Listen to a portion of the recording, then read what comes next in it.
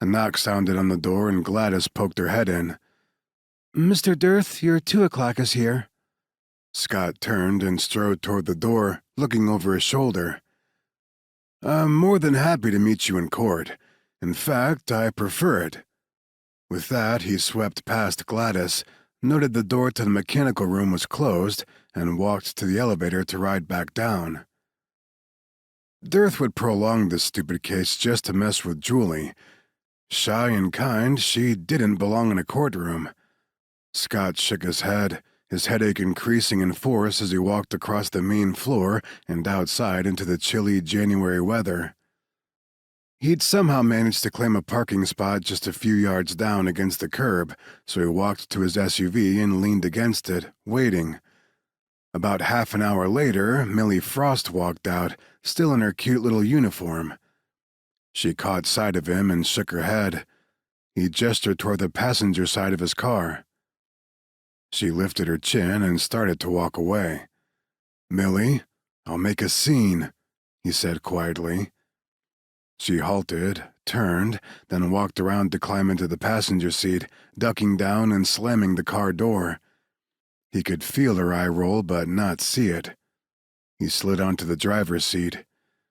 "The windows are tinted dark enough that you won't be spotted by cameras." "You know I'm on a case," she said with a cute huff.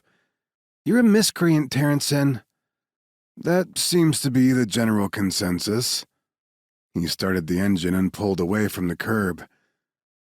"Did you leave a vehicle nearby?" "I planned to take the bus," she retorted. He had no problem rescuing the pretty blonde from public transportation. "Do you want me to take you to headquarters?" The woman worked for the Homeland Defense Department. "Yeah, that'd be great considering you could have blown my entire case." She crossed her arms. "What were you doing in the bank, Millie?" he asked. She looked out the window. "None of your business." She was probably one of the most intriguing women he'd ever met. She looked like Tinker Bell and acted like Q from the James Bond series.